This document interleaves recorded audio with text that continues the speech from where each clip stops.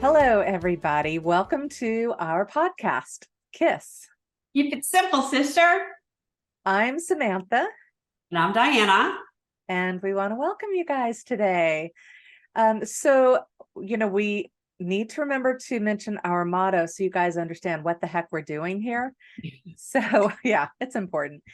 So the whole purpose is feeling great by feeling better, which means we're talking about all these things that are incremental changes that absolutely add into and make our life more joyful, right? Yes. Yes. And what we're doing is we're sharing concepts and practices and tools that we've utilized over the years that have helped us get to this place where we are, where we don't, well, I was about to say we don't totally lose it, but if we lose it, we can come back to, a neutral territory and feel so much better. But it's all about loving life and appreciating where we are and all that kind of stuff. Yes. And if we lose it, we can get it back faster than we could have years ago. Years and years ago. So today we wanted to talk about manifesting. It's a topic that everyone's talking about. And, there's all kinds of concepts about manifestation. And there's also a lot of information out there that is, I think that kind of leads people astray. There's a lot of people teaching about manifestation. And it's not that, we need to always say this, that it's not that we know the capital T truth. We just know what has worked for us. And Right. so we just wanted to have the opportunity to kind of throw the ball back and forth and discuss it, share how we perceive manifestation, things that we've done, how it's affected our life, and then we're going to go from there. But before we do that, we got to do the flip side. The flip side, yes. Flip side. Okay, so and the flip side is we always talk about if there was something negative, how we turn that into a positive. Sometimes it's really just a positive if we didn't have anything negative happen over the week. But Yes. usually because we're sitting there scrounging going, I don't know, because we're so used to always feeling positive. But Diana, you go for it. What was your flip side? Okay. So my flip side, I think I talked last week about being at my daughter's house. And I was multitasking as I was going down the steps. I had one of those little wisp toothbrushes. I was brushing my teeth. I was telling the dog to get out of the way. I was looking to see if the dog had peed on the floor at the bottom of the steps so I wouldn't slip or whatever. And at the second to the last steps, my foot hit it funny and I fell. And I went down and I hit my head on my shoulder and I leaned. And my first thought was, oh Lord, if I broke something here, I'm gonna be here for even longer than I was. And our podcast will have to go on and on at Annie's house, but that's not what happened. And so I kind of like tried to figure out what was going on. And I realized I had pulled a muscle on the side. And according to Annie and all my other people who know anatomy and physiology, it's the pectoral muscle, but I'm calling it a boob sprain. I sprained my boob. And that is just so vivid. And so it hurts. And I've never sprained my boob before. So I didn't know how many actions it affects as you go. But so my flip side was, I was like, oh crap, I fell. This is how old people break a hip. Am I an old person? Luckily, I didn't break a hip. And then I realized it could have been oh so much worse. Had I fallen from the top of the steps, I could have broken something. I could have gotten a concussion and hit my head. Like there were so many factors that could have made it a really, really serious accident. And so my flip side is I only sprained my boob.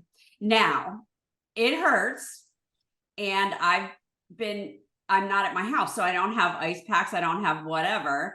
So I used a teriyaki chicken bag, frozen chicken meal. What is it you sent me? The text. Pad Thai chicken is my best friend. Yes. So I put that all up under my boob and over my boob. And so it's not quite. So if you see me wince a little bit, it's still there, but I'm good. It's all fine. Everything's all right. Oh my God. So that's my flip side for this week. Yeah. It's when you realize it could have been, it could have been so much worse. And when we get into talking about manifesting, I have something along that line that I can share. Okay. Okay, so flip side for me. I can't remember if I brought this up, but so a week ago, is it a week ago? Is it almost a week ago or is it 2 weeks ago? Now it just time is just going by. I know. Yeah. I My thought kitty when you're cat. having fun. Yeah. No, it's been 10 days. Yeah. My 18-year-old, no, actually she was 19-year-old. Siamese, she was like a snowshoe Siamese kitty. She passed away.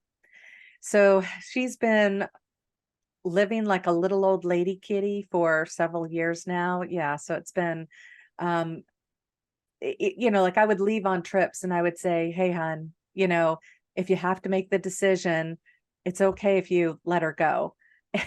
And so it's been like that for about 2 years now, but she just keeps on trucking along and all of that. And then a couple of weeks ago, she just stopped doing so well. She just really didn't want to eat. It took a lot to encourage her. And you go through all the stuff with the vets and all that kind of stuff. And finally realized we were going to have to let her go. And it's funny because I've always said euthanasia and stuff, and now it's like, nope, it's release. I was releasing her from her body because it was so old, and it was absolutely it was so heart-wrenching when I realized this was it. She managed to get herself out to our screen porch, and she laid down, and that was the last time she walked. And I remember bringing out cushions and sitting around her and petting her. And this I guess it was like 8 in the morning at that time. And I just sat there and cried because I was like, this is it.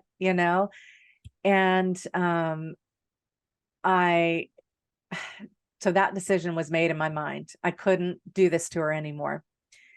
And I called a friend of mine and said, there was a vet who came about 7 years prior, 8 years prior, something like that, to my house to release another cat that we had. And I was just like, I haven't been able to find her. Do you have her number? Okay, so I want y'all to understand how crazy life is. This woman that I called happened to know the vet that I was talking about. And she said, oh, she lives in Aruba now. And I'm like, oh, well, so much for that. I'm going to have to, bring the cat to the vet. And I really just didn't want to go that way. And she goes, but she comes back 2 weeks every 6 to 8 weeks because her parents live here. So, and she just happens to be getting into town, or she just got into town the day before yesterday, and she's available probably to come to your house. And Oh I'm my like, God. yeah, I'm like, are you kidding me? So, I was able to get in touch with her, and it was like talking to an old friend. Like, she is just the most amazing cat lady, cat vet. And, so she came out to my house, and my whole family was there. And like, it was fun because before it fun, listen to me, it was so heart-wrenching. And yet my daughter was able to come over after work. And she was an hour late. The vet was an hour later. So my son came down with his guitar and he played really soothing music. And we all just, petted and loved on Echo. And it was just really amazing to have that time to honor her. And the vet arrived and it was so good to see her. So she was having us laughing and just in tears and stuff. And we released Echo, and she was so funny because she checked a couple of times. She goes, I'm just neurotic about it. I just want to make sure that she's definitely gone. I'm like, thank you. And my my son and my husband went out back and they dug a hole. And I was just like, because the last cat we had put, I think, in a box with a towel. And I was just like horrified to think that oh my God, my cat is going to be there forever, you know, like it'll take forever for the, like, what if somebody digs it up? So I knew that I just wanted to put her in the ground and allow her to go back to the earth. I know this is graphic, but this is all really special and important. So, my daughter went out and got flowers, and I had managed to, like, I was petting my cat, so I had pulled her into, you know how cats are cuddled up like? So I had her cuddled up like, and I carried her out there, and it was just the four of us, and I laid her down into the ground, and my daughter and my son sprinkled flowers and arranged them so I'm like, it was so beautiful that I had to take a picture because it was incredible. My daughter was bummed because she wanted us to do the Viking float and put her out and then shoot an arrow and set it on fire, but that wasn't going to happen. The A HOA, fire hazard. Yeah. yeah, the HOA wouldn't be cool with that one. My neighbors would have come out going, "What the hell?" You know. But anyway, so as heart-wrenching as it was to release this cat that had been a part of our lives for 19 years, you could not have asked for, you know, synchronicity to coincide with it and for it to be as beautiful and fulfilling an experience as this was. So yeah, I just feel like For she's, Echo. yeah, it's not really left. I mean, it's just a part of all of us. She's around us. So anyway, that's my flip side. Oh, well, and it's so hard when something really, really, I mean, like that's heart wrenching. That's so difficult. So to try and find, at least I've found over the years, if I try to dig and pinch and pull and find at least something that I can grab onto, Hmm. that's not horrible. It's better than I thought it would be, or I learned a lesson, or, you know, sometimes it takes a little bit of time. Now you're saying it's 10 days ago, but immediately you realized that because you sent me the picture of Echo with the flowers and stuff. And I thought, how beautiful that is. So you were tuned into that this is it, this had to happen, and this is the best way it could have possibly happened. I wanted to soak up every moment because, you know, what tends to happen is when we know a loved one, you know, a human is crossing over, like when you have that time to prepare, you know, Mhm. you always think, I want this last time. This could be our last time. I want it to be special, important. But it's funny because we don't really do that with pets. You know, Mhm. it's just like we want to deny, deny, deny. And I went into it fully embracing that this is what's happening and this is why it's positive. I mean, it hit me a couple of days ago. It really struck me that it's I was doing my morning gratitude where I lay in bed when I first wake up and just allow thoughts of you know, things that I'm grateful for to cross my mind.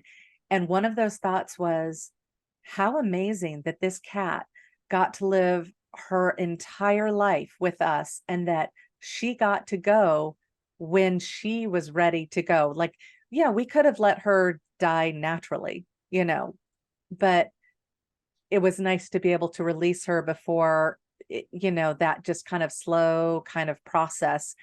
Yeah. And but she got to live her full life and I Yeah. gave her that. And so that was just, yeah,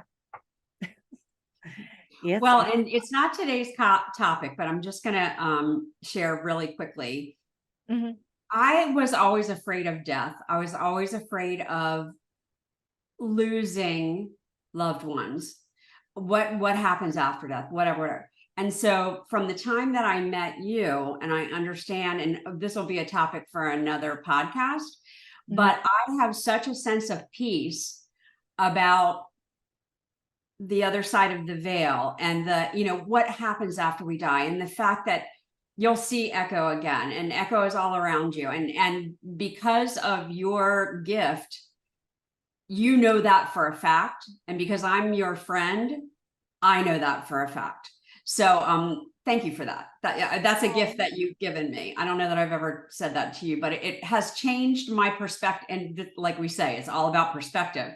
It's changed my perspective about so many things.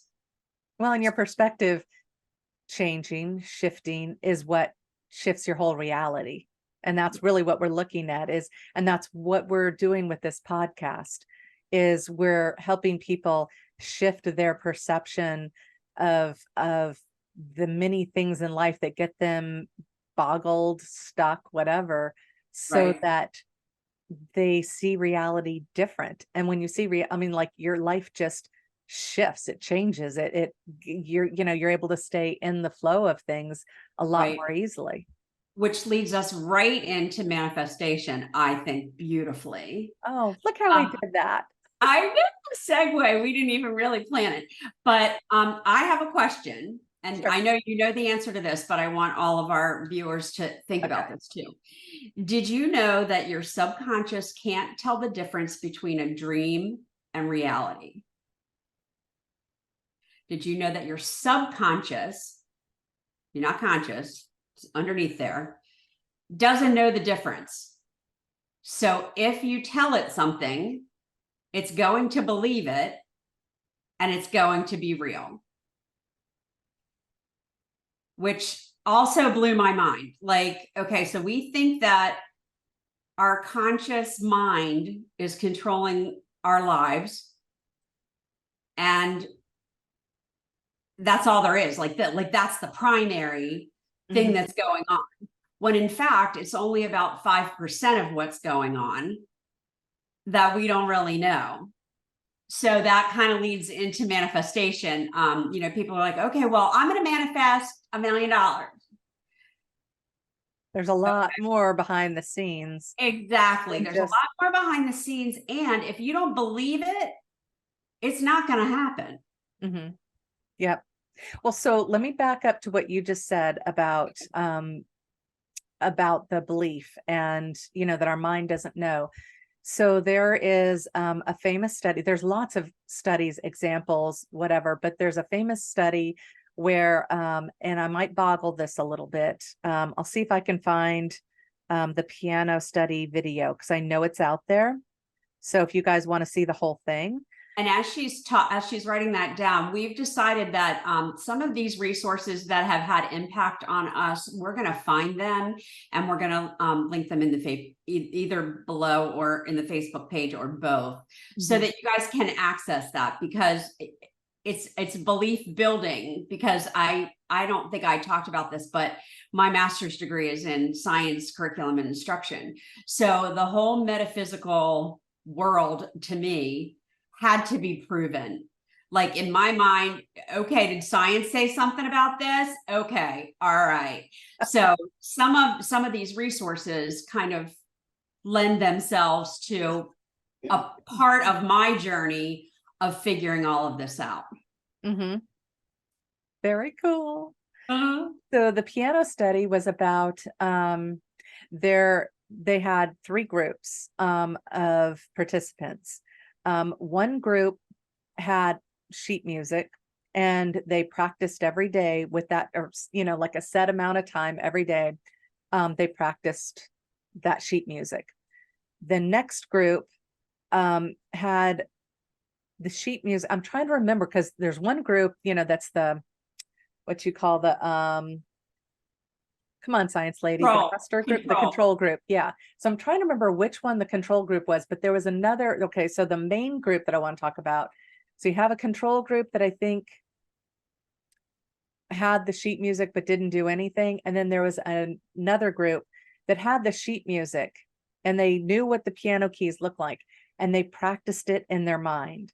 So they didn't sit there and physically practice every day. They just practiced it in their mind. The one group had a piano and was practicing Yeah. with the sheet music and practice every day. The control group had the sheet music, had the piano, but they could look at the sheet music the whole time, and that was the control, right? It wasn't a practice thing. Yeah. Yeah. Okay. And so, oh boy, I hope I get this right. And so, they found out at the end of so many weeks, they did so many hours of so many weeks, and they found that the people, like, when they were registering the brain waves, I think of it. And so the people who had been practicing, their brain waves registered a certain level of whatever, of comprehension or whatever. The people who hadn't done anything, it didn't register anything, but the people who had imagined it and just done it in their mind, it registered the same as the people who had been practicing physically on the piano. Amazing. So that was all imagination. That was all just belief. Mhm. So your mind doesn't know whether you've done something or not done something. It doesn't define reality. The other thing is that we say it this way, that the universe doesn't understand the difference between a positive and a negative. So if you're feeling, if you're saying, I don't want this, I don't want this, I don't want this, and you're focused on something, all the universe hears is the thing, or all the universe comprehends is what you're focused on. So it Well, doesn't and I feel the think over negation. the years, we've all kind of heard what you think about, you bring about, what you think about, you bring about. But when you really drill it down, if you're worrying about something, you're thinking about that thing in a worrisome way, and you're bringing more to worry about. Mhm. Well, and that goes back to the whole reticular activating system. We haven't talked about So that, but yeah, go getting for all it. sciency now, Yes. that your reticular activating system is what brings things into focus. Like you put your mindset towards a thing, and that is foremost. Like the best example I like to give is, you go through the grocery store and you know all the aisles where you need to get whatever you need to go. But until you've had a baby, you've never recognized that there was a baby aisle, Right. and all of a sudden you walk down it and, oh my God, look at all this stuff, you Right, because know? you pass right by it. Well, and the example that gets me is when you get a new car, or you want to get a new car, and you're thinking about getting a Toyota RAV4, whatever it is, BMW, whatever. And then you find that you see them everywhere. Like you're on the road and you're like, oh wow, there's one, there's one, Everyone's got one. there's one. Everyone's got one. And that's all your reticular activating system. And you can test this. So, the scientist in me wanted to test this out and be like, okay, Mhm. right. But if you say to yourself, I'll see 4 red cars on my way from the grocery store to home, you'll see 4 red cars on, because your brain is focusing on finding those 4 red cars. It's so And tip, if you're a very ADD person like me, I don't say ADHD, ADD person like me, if you're going to do this exercise, yeah. it's good to put it on a piece of paper in front of you as you're driving around and stuff, just to keep it foremost in your mind, and then just kind of let it go then. But I set out to do a goal like that, and then I forget within half an hour. Well, I would rather you be the passenger in the car looking, as someone with attention deficit. Yeah. There's squirrel, there's butterfly, whatever, things are easily distracting you anyway. Uh-huh. So if you want to do that experiment and you have this brain pattern, do it Lovely when brain. somebody else is driving. Yes, yes, But you can exactly. do it with lots of stuff. That's just one that I've done and Well, practiced. we used to play a car game, like a traveling game. This Yeah. is when we lived in California, and so lots and lots of cars, and we were trying to find sequential numbers in license plates. So we started off, and this was just a game that my mom came up with so that it would make us shut up when she was driving. Yeah. And so, we started off with 000. Of course, that was pretty easy finding that combo, and then 0, 1, 002, and so on. And it was an honor system. Bless you. I could Oh my see gosh, that one I'm coming on. sorry. It was the boob strain made it so. Oh, Okay, good. Okay, sorry. 000 1 1 um, 1. so you did it sequentially. And the thing is, I was amazed at how quickly we were going through the numbers, because of course you're going, I know I'm going to see this. I know I'm going to see this. And they would pop up real quickly. Yeah. Anyway, so it's just another, again, your reticular activating system. That's so hard to say.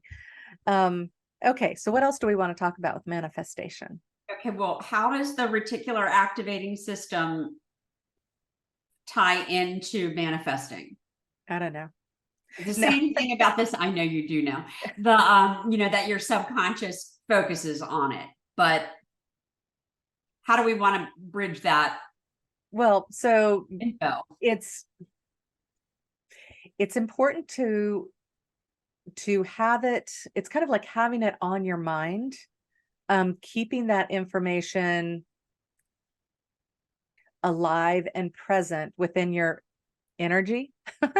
Right. Have it as a thing. It's like saying, I really like a good glass of wine. I really like, if you focus, I really like a good glass of wine. And you don't think about, I don't have that in front of me. It's just that you really enjoy it. You'll be amazed at the opportunities that come before you where you're having a really nice special glass of wine.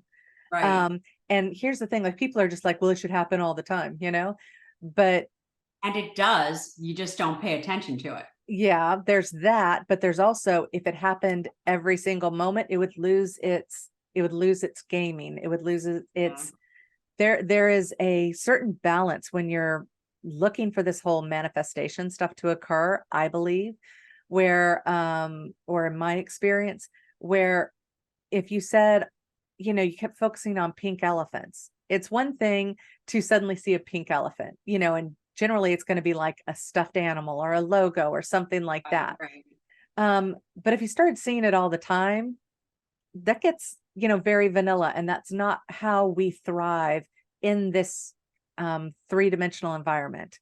What Yeah. really gets us going is the search, the journey, the struggle, the whatever. That's really what gets us. And so it's designed that it's not just thrown our way constantly, but it is, it does come our way subtly, and then sometimes overtly, and then sometimes there's periods in between, so it's not just a Right. constant flow.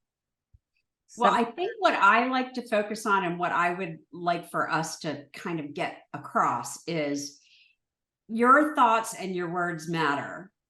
So Yeah.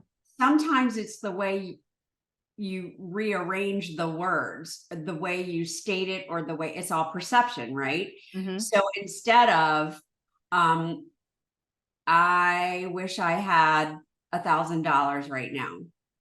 If I think it in my mind and I imagine having $1,000 and giving somebody 100 here and 100 there and 100 here and 100 there, and how great that's going to feel. Oh my gosh, so fantastic.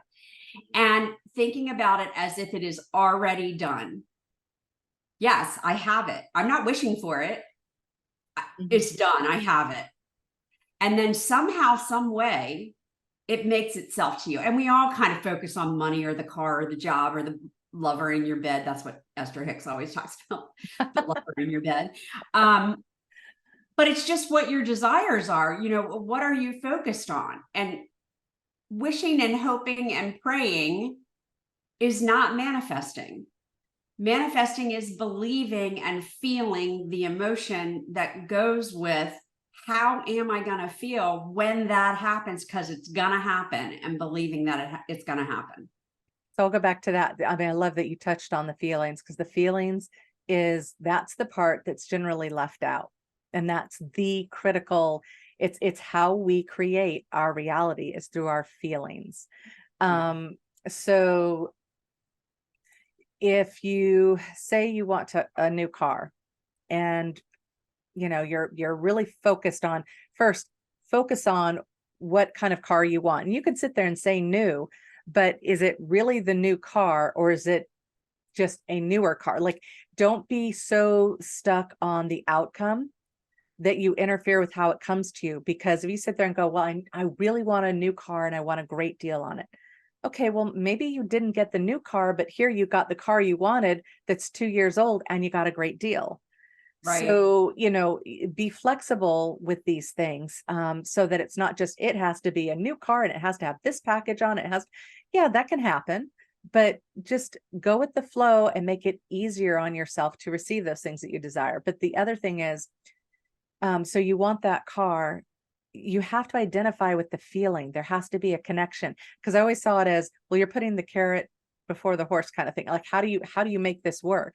Well, you Yeah. make it work. The carrot is the emotion, the feeling of it. So, go to the dealership, sit I inside the did that. car. Yep. And I drove it. And then and we're going to talk about vision boards and vision boxes and manifestation boxes and stuff. But I was in an MLM, and you could get to a certain level and you would earn this car, and it was a Lexus. Mm-hmm. I was like, well, I don't even know what a Lexus looks like, feels like, smells like, anything. I'm going to the dealership, got in this car, did a test drive.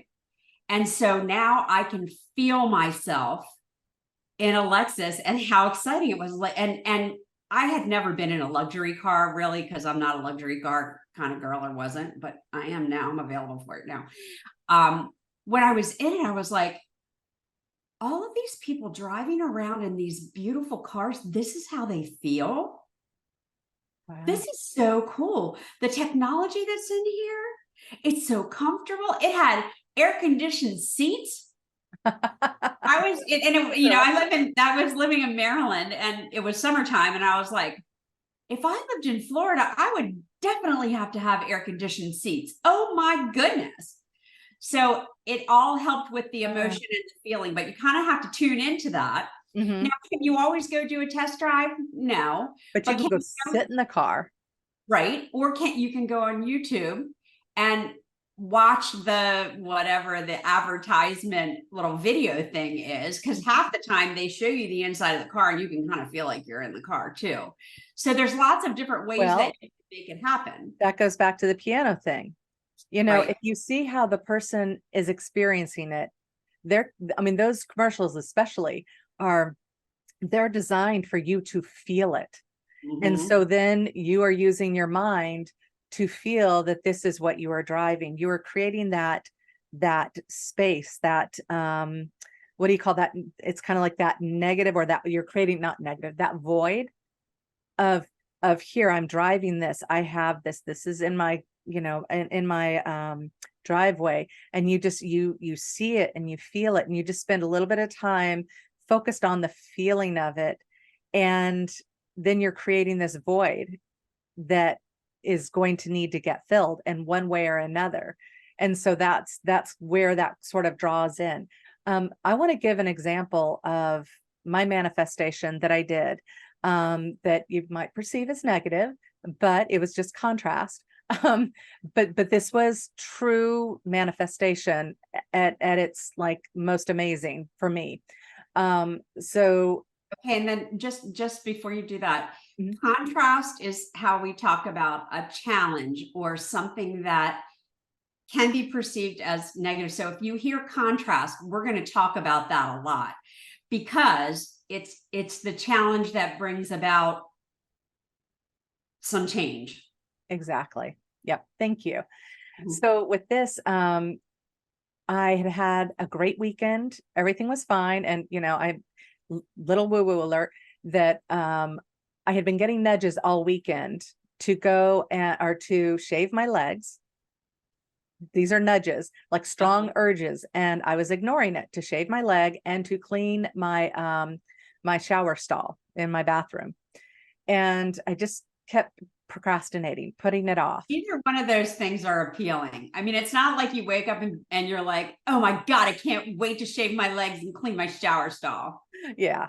But I know, just for me, I know that when I ignore those nudges, that's not a good thing.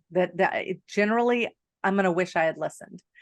And so I had like this fantastic weekend with my husband, and get up Monday morning ready to hit the work week, go in, take a shower, get all sudsy, and I go, you know, I don't have anything down on the bottom of my shower stall, and I go to step out and I slip as I'm going out. Oh my God. I slipped and I fell, and my shin went across this metal plate that's, you know, the lip of it sticking up. And it wasn't like one of those box kind, it was just, you know, sheer. So it was like when you had fallen down the stairs, Diana, you know, it was like this sort of experience of just, oh my God, how bad, you know, you immediately go take inventory.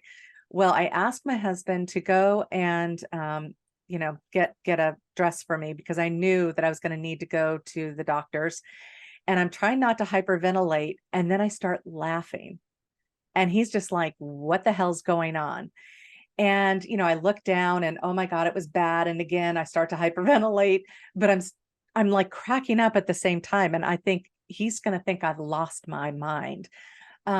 So I tried to get up. I couldn't. He had to help me get up. And I said, we're going to this or what is it, 24-hour medical center that's right around the corner from my house. And he's like, okay. And I'm going, that's where we're going. And he's like, okay. And this is during COVID. So, it's really challenging to get into these places. You have to sit in your car, wait to be called, so I'm like, bring a book, bring food, whatever. We're going to be sitting there for a bit. Visions. Yep. So we get there and I'm still cracking up. And he's like, what? And I'm just like, I'll tell you. I'll tell you guys in a minute what this is, why I'm cracking up.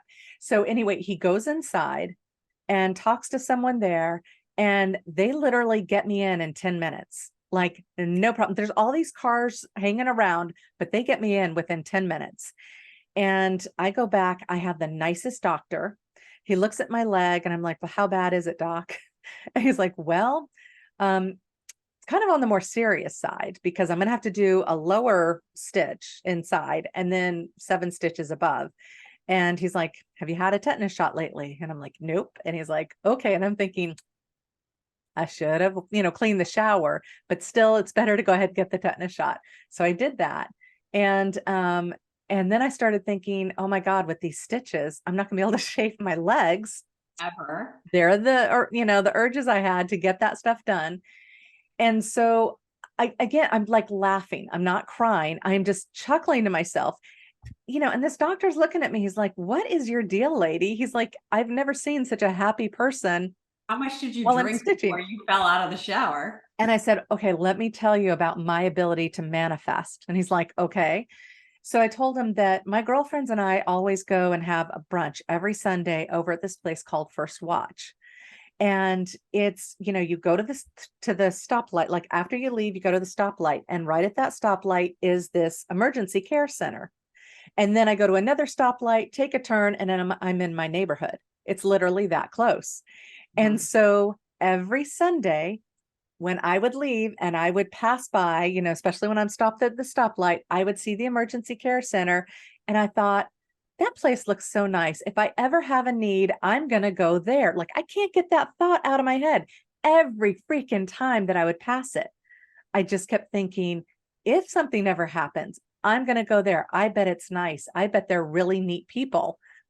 Why I was saying that, I have no idea. I did this for a period of probably 4 to 5 months leading up to this incident.